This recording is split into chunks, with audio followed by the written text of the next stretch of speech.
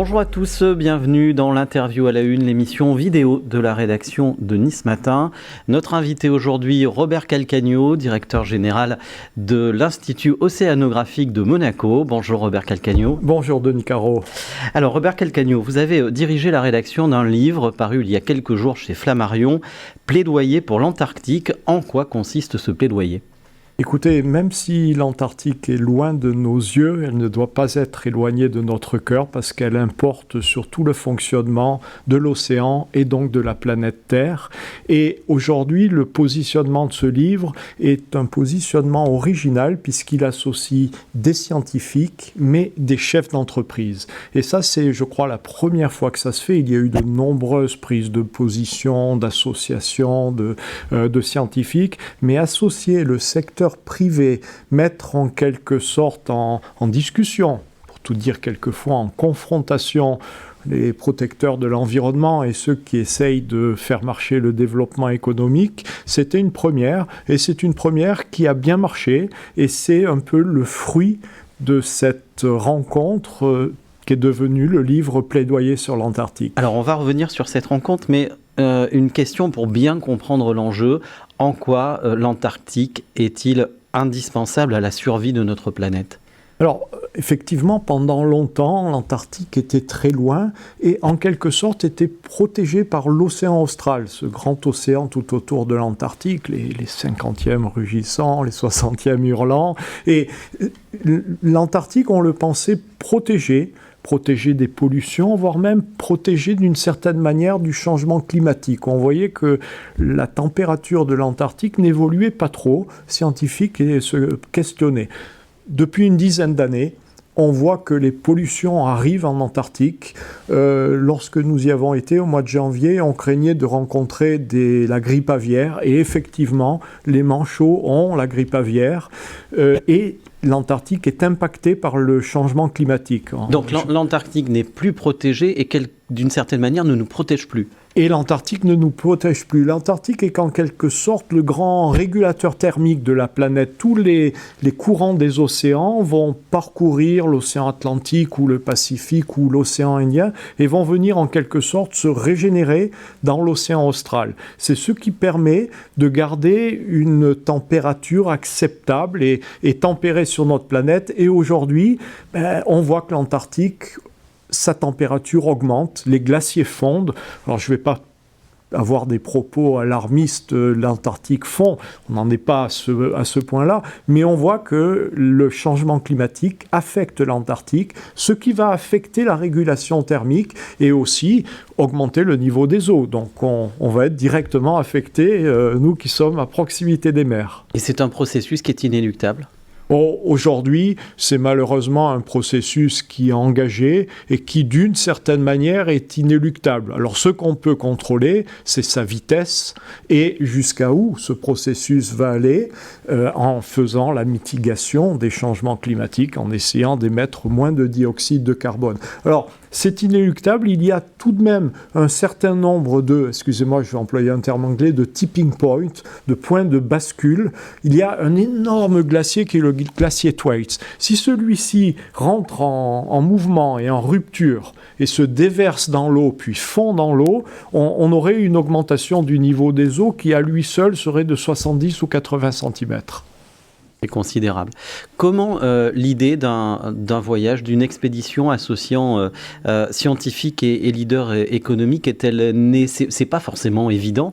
C'est pas forcément évident. Je crains que ma réponse soit un petit peu longue parce que c'est tout un processus en fait. Je travaille avec Son Altesse Sérénissime le Prince Albert II depuis 2005 et au début, on a vraiment sous son impulsion, mis l'océan au cœur des discussions. L'océan était le grand absent des discussions sur l'environnement. Et puis, il est venu progressivement. Puis on a réussi à mieux convaincre l'opinion publique, en ayant convaincu l'opinion publique à faire bouger les décideurs politiques.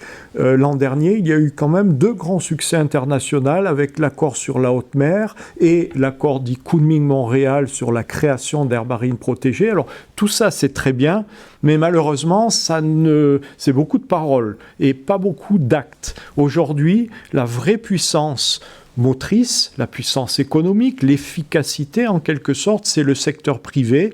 Et il nous semble aujourd'hui très important de faire évoluer le secteur privé en mieux l'informant, en mieux régulant, en mieux le stimulant pour avoir une vision sur le long terme qui prenne mieux en compte les contraintes de notre planète. Et qui fasse que ces leaders économiques puissent aussi contribuer d'une certaine manière au travail contre le réchauffement.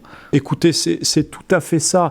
La puissance directement contrôlée par les États, c'est à peu près 10%.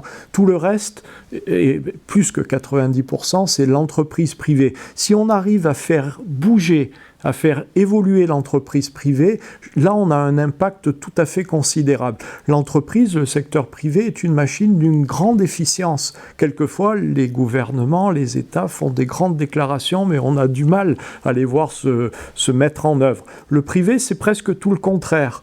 Aujourd'hui, ils sont très efficaces. Par contre, bien souvent, ils sont très efficients, mais pas forcément dans la bonne direction, puisqu'aujourd'hui, la seule mesure, c'est la comptabilité financière, c'est les résultats, c'est la distribution de dividendes. Si on arrive à rentrer dans ces mesures, ce qu'on peut appeler une comptabilité extra-financière, la responsabilité sociale et entrepreneuriale, que ceci soit mesuré, serve à payer les bonus des dirigeants, à distribuer les dividendes des actionnaires, voire même à payer des impôts plus justes et mieux calculés, je crois qu'on aura un impact tout à fait considérable. Quelquefois, ça nous est rapproché d'ailleurs de travailler avec l'entreprise parce que malheureusement, on a souvent une opposition clivante entre défenseurs de l'environnement et producteurs économiques. Ma conviction... Tout le monde doit aller dans le même sens. La conviction de l'Institut océanographique, c'est qu'il faut que tout le monde aille dans le même sens. C'est plus difficile de convaincre un chef d'entreprise que le patron d'une ONG, mais pour moi, ça a beaucoup plus d'impact. Donc, il y a l'enjeu de l'action des États, il y a l'enjeu de l'action des entreprises, il y a aussi la bataille de l'opinion. Le mois dernier, un manchot empereur a été retrouvé sur une plage australienne à 3400 km au nord de la banquise antarctique, son milieu naturel. Est-ce que c'est pour vous clairement l'illustration des conséquences du réchauffement ? Écoutez, oui. De plus en plus, les manchots doivent faire des distances pour trouver à manger. Dans l'océan austral, on a l'habitude de dire soit on est un krill, soit on mange du krill. Alors les manchots, en l'occurrence, mangent du krill et ils sont obligés d'aller de plus en plus loin pour aller les chercher. Et ils ont besoin également de la banquise pour se reposer, se reproduire, élever leurs petits. Et cette banquise se réduit de plus en plus. Et donc, les distances que les manchots font sont de plus en plus grandes. Est-ce que ce type de mésaventure, ce manchot empereur a été surnommé Gus, est-ce que ce qui est arrivé à Gus, c'est de nature à marquer l'opinion et d'une certaine manière à faire évoluer les choses aussi ? Alors oui, c'est important, ce type de symbole, c'est sûr que ce n'est pas lui qui fait la santé de l'océan austral, mais Gus, il va impacter le peuple australien en tout cas, et puis même plus largement, qui vont avoir une répercussion sur les gouvernements. Et aujourd'hui, en tout cas dans nos sociétés occidentales, ça marche comme ça. On le voit, c'était tout l'intérêt par exemple des rencontres sur notre exploration de la mer de Weddell au mois de janvier, on avait des entrepreneurs chinois. On voit qu'en Chine, presque, ça marche à l'envers. Aujourd'hui, la population est moins sensibilisée que les populations occidentales, mais presque les dirigeants sont plus sensibilisés et plus directifs sur la mise en place de certaines régulations, normes anti-pollution. Les dirigeants qui ont participé à cette expédition ont été, j'imagine, marqués par ce qu'ils ont vu. Est-ce que vous avez est-ce qu'il y a des suites qui seront données à ce voyage, à cette expédition ? Et qu'est-ce que ça a déclenché chez les gens qui y ont participé ? Alors, c'est important de mobiliser ces chefs d'entreprise. C'est difficile pour moi de trouver des minutes de temps d'écoute parce qu'ils ont un agenda extrêmement chargé. Quand je les vois autour d'un bureau, je leur parle à leur raison. Mais arriver... Là, ils ont arrêté le temps. Là, ils ont arrêté le temps. Partir 11 jours en mer de Weddell, discuter avec des scientifiques, discuter avec des responsables de l'Institut océanographique, ça nous donne du temps temps d'écoute en quelque sorte. Et là, on peut vraiment parler. Et puis en plus, sous leurs yeux, ils ont ces paysages magnifiques, cette faune qu'on voit magnifique, mais à la fois en souffrance quelquefois, et ils sont convaincus. Et ça a formidablement bien marché. Alors vous me demandez un exemple. Je parlais par exemple des dirigeants chinois. Nous avions sur le bateau un des fondateurs de CATL. CATL, peu connu en France, mais c'est le plus gros fournisseur, fabricant de batteries électriques. Si vous avez une voiture hybride ou électrique, vous avez 4 chances sur 10 à peu près que sa batterie ait été fabriquée par CATL. Donc c'est énorme. Capitalisation boursière de 100 milliards de dollars. Ce dirigeant a été convaincu. Il va intégrer beaucoup mieux dans la conception de ces usines les changements climatiques. Puis plus concrètement, il a rencontré des scientifiques qui disaient mais nos batteries à moins 20, moins 30 degrés, elles ne tiennent pas. On ne peut pas utiliser des batteries. Monaco avait essayé de développer une chenillette électrique. Malheureusement, dans ces températures, les batteries qui sont à notre disposition aujourd'hui, trivialement, elles gèlent et elles ne fonctionnent plus. Et donc lui, il va faire travailler ses bureaux d'études pour développer des batteries miniatures et résistants aux très basses températures. Alors, vous avez lancé le 1er décembre une campagne d'engagement intitulée « Qu'est-ce qu'on attend pour être heureux ?» En quoi consiste-t-elle ? Qu'est-ce qu'on attend pour être heureux ? Alors la réponse va vous surprendre, une aire marine protégée. Alors une aire marine protégée, c'est en quelque sorte un parc naturel en mer. C'est une notion qu'on a développée et Monaco a été précurseur dans ces domaines parce que l'océan a besoin d'endroits pour se régénérer. Et effectivement, ces animaux, pour pouvoir s'alimenter, pour pouvoir se reproduire ou tout simplement se reposer, ils ont besoin de quelques endroits où ils peuvent faire ça avec moins de contraintes qu'ailleurs. Donc ces fameuses aires marines protégées. Et notre campagne, qui se veut effectivement plutôt positive, c'est « Soyons heureux, créons des aires marines protégées ». Toute création d'une aire marine protégée, pour nous, est un succès, avec cet objectif d'en créer 30% à l'horizon 2030. Clairement, on n'en crée pas assez d'aires marines protégées. Clairement, on n'en crée pas assez et celles qu'on crée ne sont pas assez efficaces. Je prendrai le cas de la mer Méditerranée, celle qui est juste devant votre studio. Malheureusement, il y a 1,06% d'aires marines protégées en mer Méditerranée, alors que ces grands accords internationaux ont fixé un objectif de créer 30% à horizon 2030. Pourquoi il n'y en a pas davantage ? Qu'est-ce qui bloque ? C'est la contrainte locale. Souvent, les personnes veulent utiliser l'océan. L'océan, c'est un peu comme un Far West au XIXe siècle. C'est plus des 2/3 de la surface de notre planète et ça produit 5% du PIB. Donc c'est plein de vide, c'est très peu exploité. Mais alors, c'est premier arrivé, premier servi.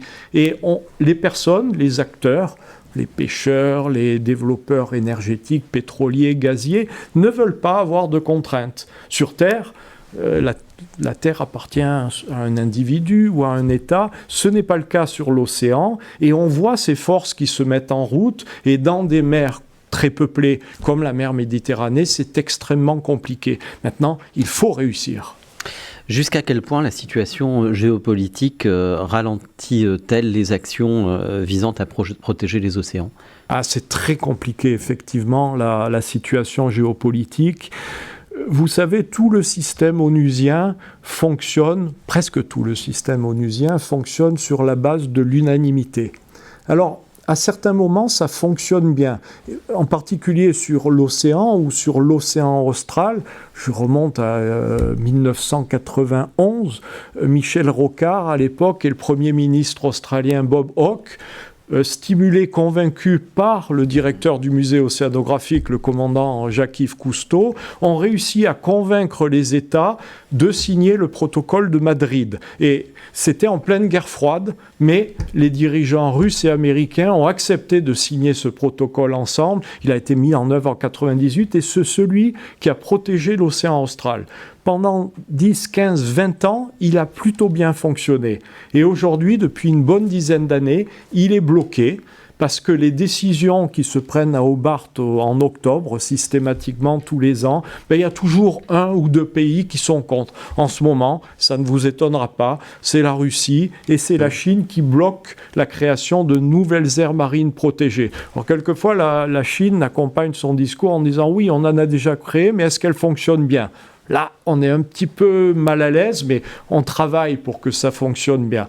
Donc, faire évoluer ce système pour que peut-être cette règle de l'unanimité soit moins exigée et qu'on ait une majorité qualifiée des 2 tiers. Alors maintenant, il ne faut pas désespérer, ça prendra énormément de temps. En revenant de la mer de Weddell, on a apporté nos éléments avec le gouvernement allemand dans une réunion des parties du traité de l'Antarctique qui se passait à Mumbai au mois de mai. Et quand on parlait aux techniciens, finalement, tous les techniciens ont été convaincus des éléments que le gouvernement allemand, l'Alfred Wegener Institute et nous-mêmes avons apportés et ont décidé de protéger et de transformer l'archipel des îles d'Angers en une ASPA, une Antarctic Specially Protected Area. Donc on voit qu'on arrive à avancer, mais il faudrait essayer de faire avancer cette règle de l'unanimité parce que malheureusement, les tensions géopolitiques, je ne crois pas qu'elles soient prêtes de s'arrêter rapidement. Malheureusement, non. Alors, on a parlé,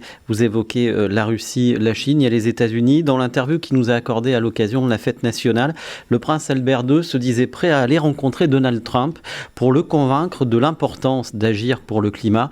Il a raison.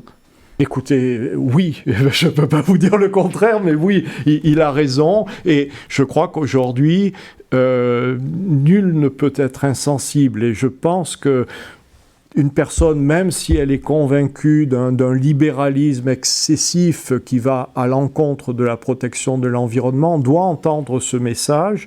Ce message, beaucoup de personnes le font passer aux États-Unis. Il y a de grands centres scientifiques, le Woods Hole Oceanographic Institute, le Scripps, Monterey Bay. Mais quelqu'un comme le prince Albert II, et il est amusant de dire que Donald Trump a un jour cité dans sa campagne Monaco comme un exemple, quelqu'un, le chef d'un petit État comme la principauté, je pense qu'il peut être écouté. Et en plus, à titre personnel, le prince, avec son empathie toute particulière, il peut trouver les bonnes voies pour parler et essayer de convaincre. Il ne va pas le retourner complètement, mais quand même sensibiliser Donald Trump en ces questions. Sa voix peut compter. Alors, je voudrais qu'on revienne au rôle et à la vocation de l'Institut que vous dirigez. Quelle est précisément sa mission et comment a-t-elle évolué dans le temps ? Alors, c'est facile. La mission, c'est exactement la même depuis plus de 100 ans. L'Institut a été créé en 1906 par le prince Albert Ier. Alors, c'est l'arrière-grand-père du prince Albert II actuel. Et avec la mission de mieux connaître, de faire aimer, faire apprécier et de protéger l'océan. Cette mission, aujourd'hui, on dirait mission statement, une entreprise en mission, elle n'a pas changé. Alors après... Elle est toujours autant d'actualité. Elle est toujours autant d'actualité, voire un peu plus. Par contre, la tactique et le plan d'action, lui, il évolue régulièrement. Le prince Albert Ier, la science de l'océanographie moderne n'existait pas, et on peut dire que c'est un des créateurs de l'océanographie moderne. L'enseignement de l'océanographie n'existait pas, et il a mis en place un enseignement. Aujourd'hui, et grâce à son action, ceci a été mis en place. Il y a en France des grands centres comme IFREMER, le CNRS, l'IRD qui font un travail absolument remarquable. À Monaco, le centre scientifique de Monaco fait aussi un travail remarquable à sa dimension, en particulier sur la protection des coraux. Ensuite, le commandant Cousteau, deuxième moitié du XXe siècle, a fait découvrir la beauté du monde sous-marin. Et aujourd'hui, et depuis 2005, on s'attaque vraiment à le faire protéger. Je vous expliquais, convaincre l'opinion publique, convaincre les décideurs politiques, et maintenant, depuis quelques années, travailler le secteur de l'entreprise privée. Les expositions grand public contribuent aussi à agir pour la protection des océans. L'exposition Mission Polaire, qui était visible jusqu'au 5 janvier prochain au musée océanographique, a remporté un succès considérable, plus d'1,5 million de visiteurs. Comment l'expliquez-vous ? Écoutez, je pense que déjà le musée océanographique est un lieu absolument fabuleux. C'est pas une journée désagréable quand on va à Monaco, qu'on se gare au parking des pêcheurs, qu'on va visiter le musée, on regarde la relève de la Garde sur la place du Palais, on mange un petit morceau dans les ruelles du vieux Monaco, de Monaco-Ville, du Rocher comme nous l'appelons. Donc c'est une balade très sympa et le musée océanographique a su renouveler son attractivité. On fait vraiment des expositions qui sont conçues pour vous faire passer un bon moment, à vous, à vos enfants, à vos amis. Vous allez interréagir, vous allez être ébloui, vous allez être émerveillé et en même temps, vous sortez de là en ayant appris et j'espère en étant un peu convaincu et on vous donne la possibilité de vous engager. Ceci fait qu'effectivement, notre exposition Mission Polaire a accueilli plus d'1,5 million de visiteurs et là, on va la terminer dans quelques jours maintenant, le 5 janvier prochain, qui nous permettra de la démonter et de la remplacer à partir de fin mars sur une grande exposition sur la Méditerranée. Donc là, une exposition qui est appelée un grand succès, évidemment. Écoutez, j'espère qu'on fera encore mieux que celle pour les missions polaires et nos équipes progressent beaucoup et font vraiment on a un système d'immersion interactif qui est absolument fabuleux. Alors, il n'est pas encore en place, mais je vous invite en 2025 à venir le tester. Vous allez être éblouis. Alors, on va un mot de la conférence des Nations Unies pour les océans qui se tiendra au mois de juin prochain à Nice. Quel est l'enjeu de ce sommet et qu'est-ce que ça peut faire concrètement avancer ? Alors, cette conférence des Nations Unies, elle a déjà une particularité. C'est la 3e. Et j'allais vous dire, on est en 2025 et ce ne sera que la 3e. On voit bien que c'est une préoccupation récente pour les États de se préoccuper de l'océan. La première a eu lieu il y a 7 ans à peu près à New York. Ensuite, il y en a une il y a 2 ans à Lisbonne. Et Nice, je m'en réjouis, va accueillir la 3e conférence des Nations Unies. C'est un moment où les chefs d'État se réunissent avec leurs ministres, avec leurs conseillers, avec les scientifiques pour discuter. Alors, ce n'est pas une convention des parties, donc il n'y a pas vraiment d'accord qui est discuté, qui est négocié, mais c'est là que les impulsions politiques sont prises ou confirmées. À Nice, ils espèrent avoir la ratification du traité sur la haute mer. Ça ne va pas être simple, mais c'est un objectif qui est très important. Et donc la France et le Costa Rica, sous l'égide des Nations Unies, organisent cette conférence à partir du 9 juin prochain et toute la semaine, du 9 au 14 juin. Et Monaco, en discussion avec la France, a proposé d'organiser juste 2 jours avant, les 7 et le 8 juin, le Blue Economy and Finance Forum. Justement, dont vous êtes co-organisateur. On est co-organisateur, c'est l'État monégasque, la Fondation Prince Albert II et l'Institut océanographique qui co-organise ce forum en association avec l'ONU, la France, le Costa Rica, le World Economic Forum. Et quel est l'objectif de ce forum ? Et l'objectif, ça sera vraiment d'accueillir des chefs d'entreprise, des responsables de banques, de sociétés d'assurance pour déclencher des financements pour une économie bleue, plus vertueuse et protectrice. Il y a un vrai besoin. Si je vous donne quelques chiffres, aujourd'hui, l'économie maritime, c'est 2000 milliards de dollars par an. Les prévisions montrent qu'elle atteindra 3000 milliards en 2030. Donc la croissance est très importante. Malheureusement, dans cette économie bleue, il n'y a que 25 milliards de dollars qui vont à une économie vertueuse. Il faut au moins multiplier par 7 ce genre de financement. Et donc l'objectif, ce sera de mettre autour de la table des banquiers privés, mais aussi des banquiers publics, comme notamment les banquiers multilatéraux, le groupe Banque mondiale, les grandes banques interrégionales de développement, comme la Banque asiatique de développement, la Banque d'Amérique latine, pour déclencher des financements. On aura un Key Performance Indicator, un indicateur de responsabilité très important, c'est le nombre de milliards qu'on sera capable de trouver à l'issue de ce forum.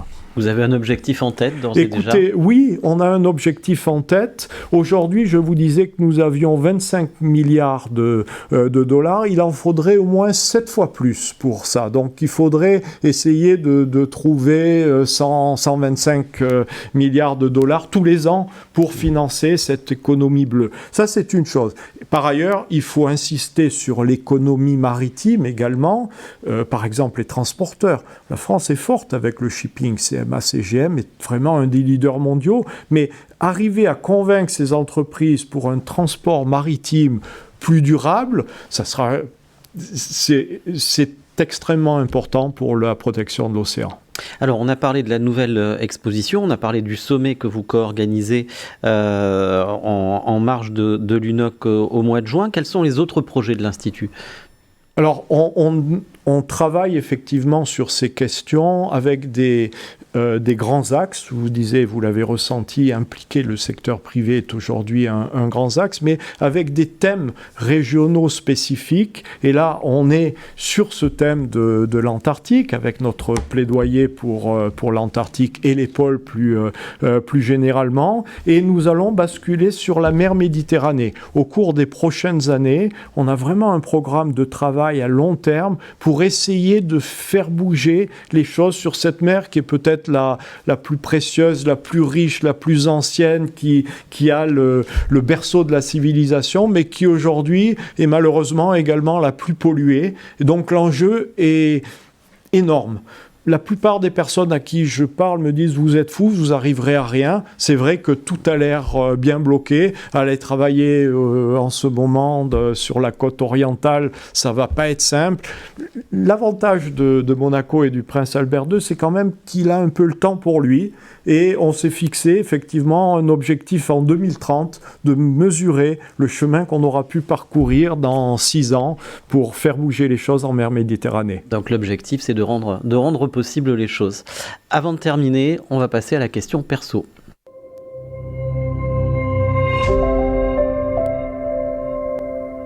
Robert Calcagno, par les actions que vous menez, les expéditions que vous organisez, auxquelles vous participez, est-ce que vous n'avez pas l'impression d'une certaine manière d'accomplir des rêves d'enfant ?